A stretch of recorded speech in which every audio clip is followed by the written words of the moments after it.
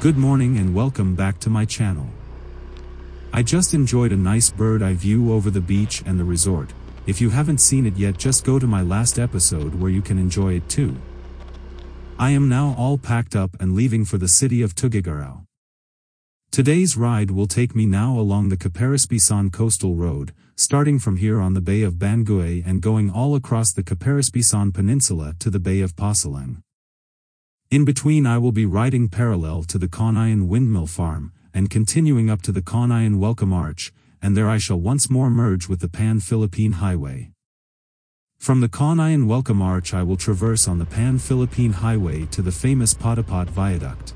And from there I shall descend into the Pasilang Delta before once again ascending into the hilly mountain forest of San Juan and crossing from the Ilocos Norte province into the Cagayan Valley, and onwards to the city of Tuguegarao.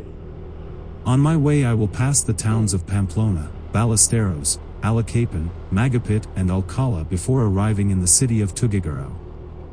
Come join me on this exciting journey while traversing the beautiful coastal roads, and crossing the fourth longest bridge in the Philippines and many large river deltas, as well as riding the zigzagging hilly forest area of San Juan, before descending down into the lush green rice fields of the incredibly picturesque Cagayan Valley.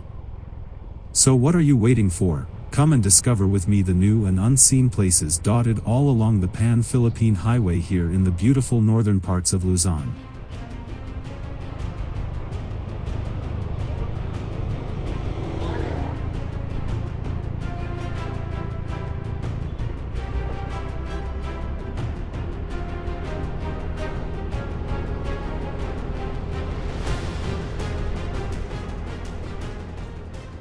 Now a quick recap on this hidden gem called Pagudpud, for anyone that missed my last episode. Pagudpud is the most northern coastal resort town here on the northern tip of Luzon, and some even say that this is the Boracay of the north. Of course without the noise and the many tourists that is plaguing Boracay, so Pagudpud is indeed a beautiful place to relax and enjoy the beach almost all by your own. There is the Blue Lagoon, or Miraira Beach, which is one of the secret charms of this northern part of Luzon, as the water is nearly crystal clear and pristine like in a big swimming pool. If you prefer a bit of surfing, then the neighboring Sod Beach with its surfing waves is the place to be, as the Blue Lagoon water is much calmer and more peaceful.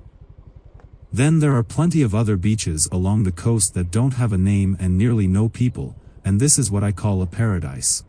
Then of course besides the beach life, there are plenty of other activities such as enjoying the Cabagan waterfalls, which is cold and refreshing.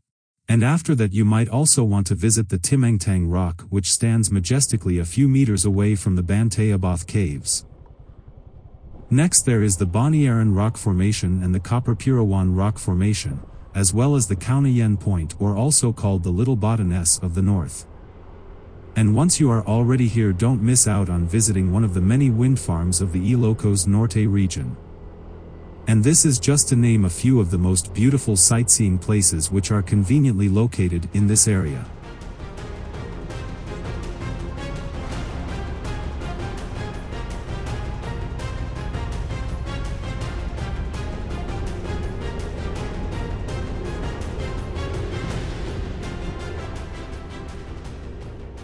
I am really amazed just by looking at this amazing landscape with the countless green rice fields that are overlooked by the windmills and hugged by the gently sloped concaved hillslopes. And here is another hidden gem. The Calapini Food House comes not only with good food but also with a nice breeze and an amazing view.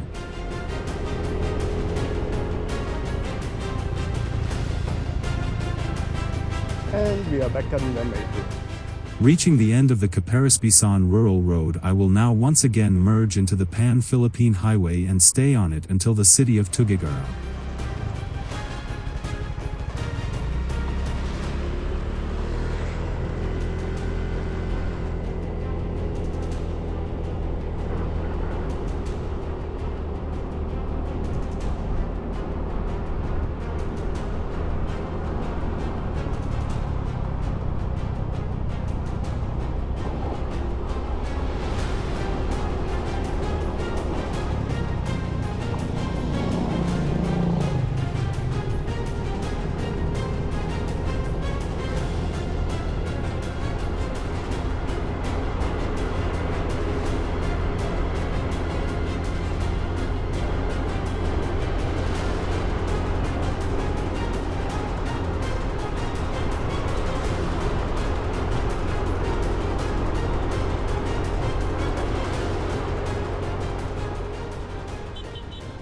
Arriving now on the Patap viaduct, which is not only known for its beautiful coastal view of the Pasilan Bay, but it is also the fourth longest bridge here in the Philippines with a total length of 1,300 meters. And it is called by many people who visited this place here as the French Riviera or the Hawaii of the northern Philippines. Before its completion in October 1986, it would take travelers 1 to 2 days for the journey from Ilocos Norte to the Cagayan Valley because there were no paved roads, and so former President Ferdinand Marcos contemplated the construction of this road and its mega bridge to facilitate safer and also shorter travel time between the two regions divided by its mountain ranges and rivers. So no wonder that this viaduct is now one of the most popular tourist attractions here in the northernmost tip of the Luzon Island, as it is truly not only one of the most scenic destinations, but also a marvel of engineering even I have not seen here in the Ilocos Norte.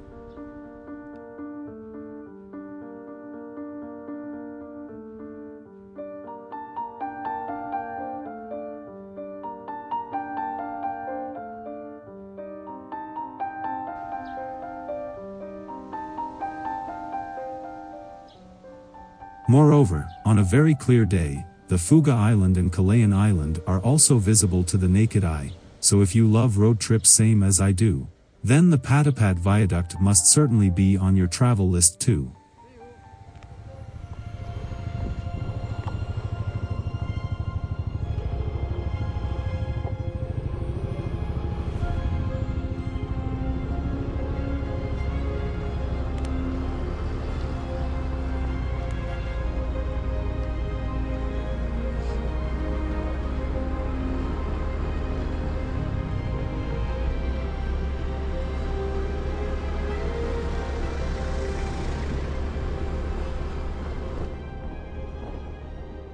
Furthermore, I learned that the construction of a second viaduct is being planned to ease the worries of travelers who often facing road closures due to increasing rock and landslides, as we can see.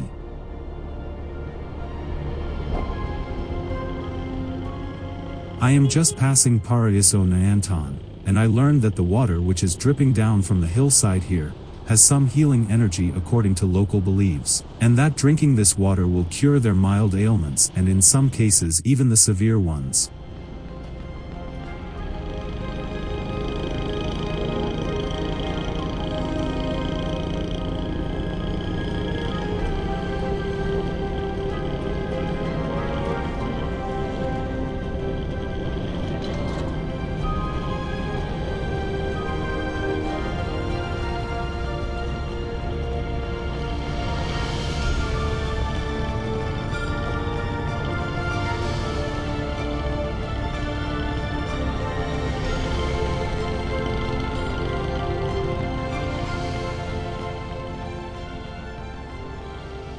The Pasilan beach seen here ahead of me is famous as a humpback whale's migration point during the cold season, when they are returning from the colder waters of the Pacific Ocean to the warmer waters of this bay. And so whale watching during the Holy Week seems to be a frequent activity for tourists and conservationists on this beach.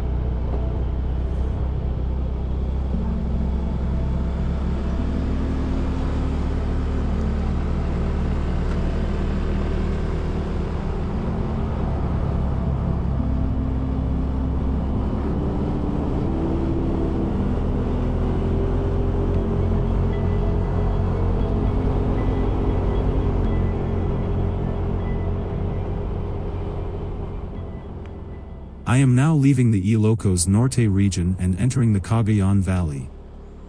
And in this region most of the land area lies in the valley between the Cordilleras Mountains on the west and the Sierra Madre mountain ranges on the eastern side. And at the center of this valley is the eponymous Cagayan River, which is the country's largest and longest river that is starting its flowing from the Caraballo Mountains and ending it in the coastal town of Apari. During the Spanish era, the Cagayan Valley was named Provincia de Cagayan and was much larger than today, and it included the territories of the eastern parts of the Cordillera provinces of Apayao, Kalinga, Mountain Province, Ifugao and Benguet, as well as the north part of Aurora. Then in the year of 1818, Nueva Ecija annexed the towns of Palanan from Isabela, as well as Cagayan, Nueva Vizcaya, Quirino, Baler, Casiguran, Infanta, which were formerly called Binangonan de Lampon, as well as the Pololo Islands from Tayabas, and some part of Rizal. In the 19th and 20th centuries, the prosperity was found in tobacco cultivation that caused many Ilocano people to settle here in this area. And it was only in this large-scale Ilocano resettlement that made the Ilocano language to replace the Ibanog language as its lingua franca of this region. Some of the Ilocano settlers already migrated in the 1700s to Nueva Vizcaya, including the present-day Quirino province, so they could work on the tobacco plantations. Later on, the one with skills to construct the churches and other structures followed, as they were much needed for the development of this area, as the native Igorot tribes rigorously rejected the labor imposed by the Spaniards. And as of today, the tobacco industry is still a major factor in the economy of Cagayan, though a special economic zone and free port has been created to strengthen and diversify the provincial economy. The region's two landlocked provinces, the Quirino province and the Nueva Vizcaya province, are ruggedly mountainous and heavily forested areas. The Nueva Vizcaya is the remnant of the southern province created, and the Cagayan province was divided into two provinces in 1839. The folks there are ethnically and linguistically diverse, with a substrate of Agdas and Negritos who are food gatherers with no fixed abodes, overlaid by Ilongots and others in a number of tribes, with some of whom being fierce headhunters, although by now they have fortunately given up on this exciting practice. In the newer time and after the People Power Revolution in 1986, many of the activists who had joined the underground movement against the Marcos regime decided to resurface, as the new administration of Corazon Aquino released political prisoners and initiated peace talks.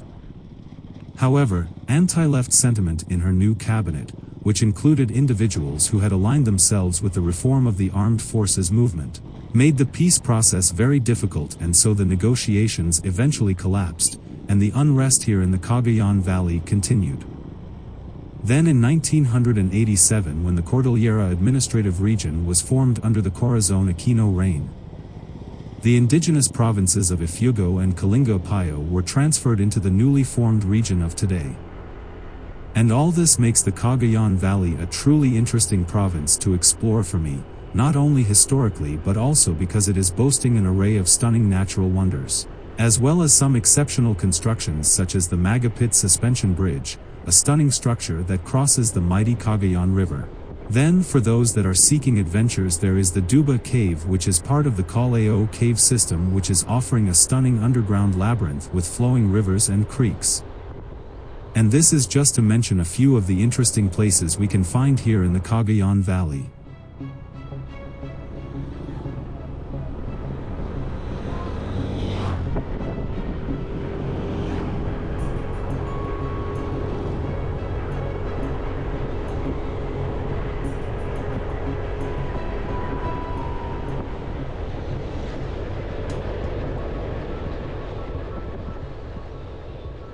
Now entering Sanchez Mira, which was formerly called Malukit or Naluka, and the meaning was interestingly that it is a place of conflict or destruction. So they eventually changed the name to Sanchez Mira, in honor of Manuel Sanchez Mira, who was a Spanish brigadier general assigned in the Cagayan Valley, serving as an alcalde mayor of Cagayan, which is a high-ranking official in the Spanish colonial-occupied Philippines who oversaw the administration and governance during this time. Arriving in Pamplona, a town that is the result of a fusion between two villages during the Spanish era, Then after the fusion they signed an agreement that they would keep the patron saints of both towns, so now they have two patron saints, namely San Juan Nepomuceno and San Pedro de Martir. And this is also the reason why the town fiesta is celebrated for 2 days, and the images of the two patron saints are carried during religious processions on every 29th and 30th of April.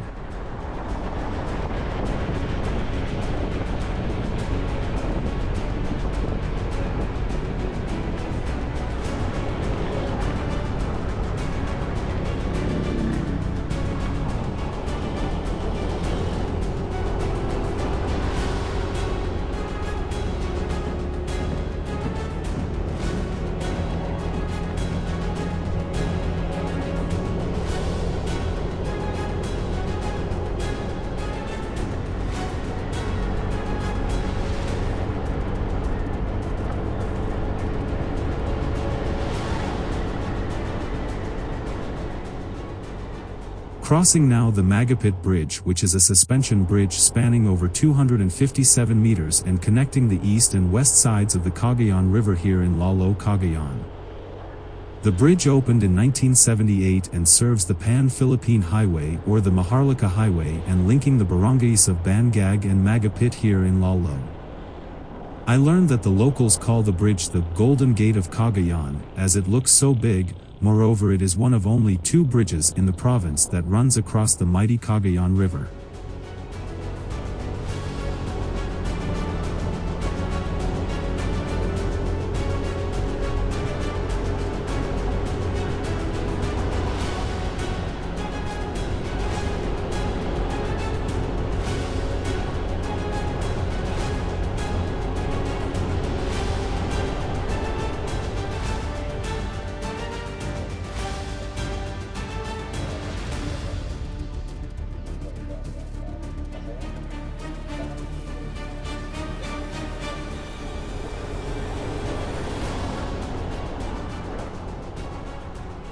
Garin used to be the home of hunter-gatherers who specialized in hunting mollusks.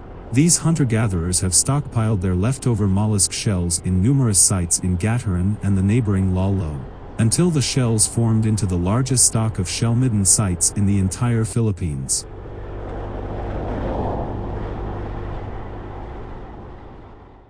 I am stopping quickly at the St. Michael the Archangel Church, or also called the Iglesia de San Miguel Arcangel ruins here in Nasiping.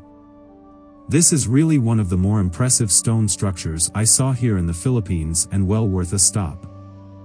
The stone church itself is not grand nor expansive, but it is still functioning and under the care of the barangay itself. Aside from the church structure, there are the ruins of a convent located within the church grounds. I learned that by starting as a mission under the patronage of Santa Catalina, Virgin y Martir in the year of 1596. The church name was then changed to the present patron saint back in the year of 1604, and that is unfortunately all I could find out.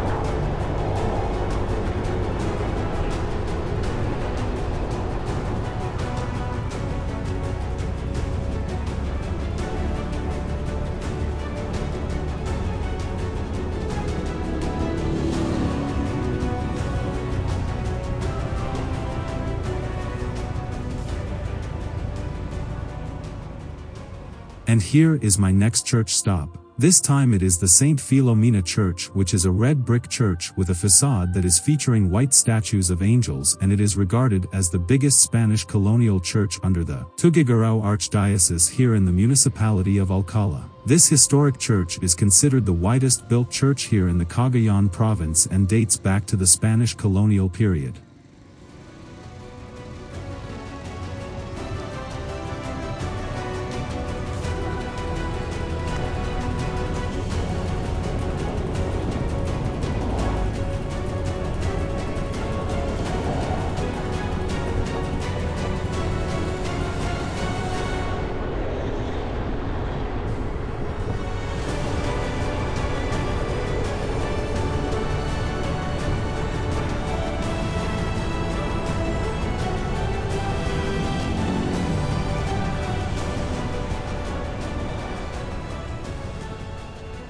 Reaching now the town proper of Alcala, where the indigenous tribes of the Ibanag people were the first settlers of the modern-day town of Alcala.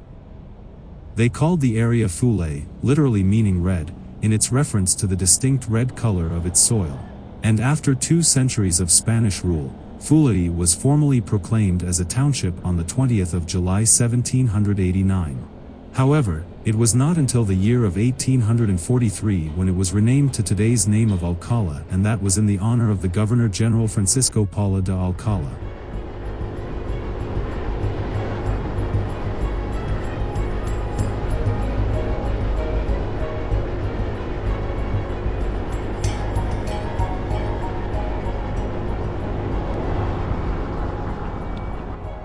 And this town called Amulung was formally established on the 10th of May in the year of 1734 by the Spaniards as a stopover along the Cagayan River.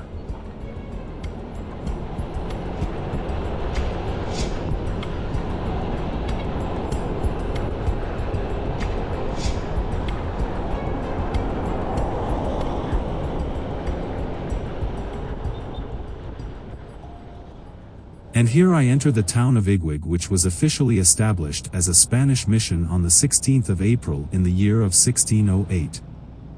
The name of this town is said to mean the place of Ig, and referring to a native chieftain and warrior who lived once in this area. The town is also home to the St. James the Apostle Parish Church, or commonly known as the Iguig Roman Catholic Church, that was completed in the year of 1787.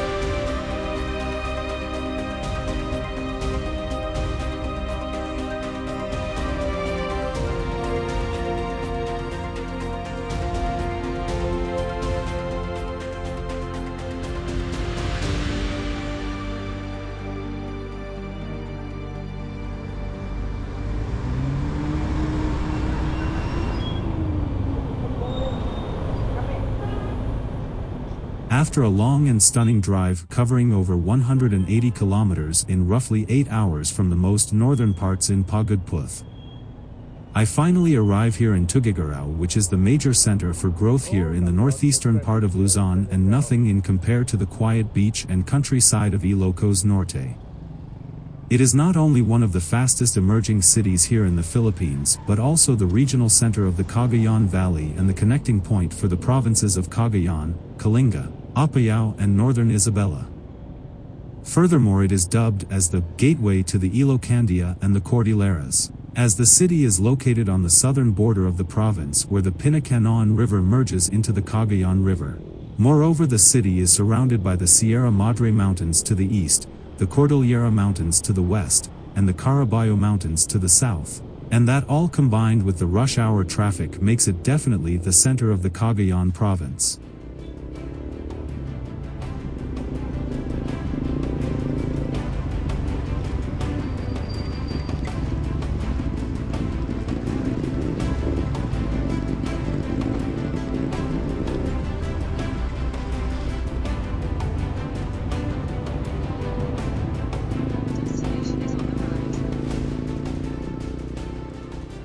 I am now arriving at my guest house here in Tuguegarao, the urban view at Balzine East in Tuguegarao City by Red Doors. Yeah, I know, it is a very long name indeed, and hopefully it is as good as it sounds, so let's have a look at it.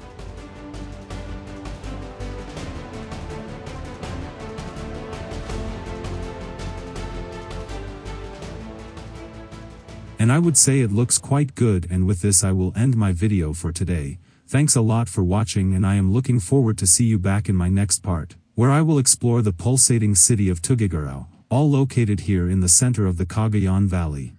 So don't miss it, and cheers to all of you until my next upcoming episode number 10.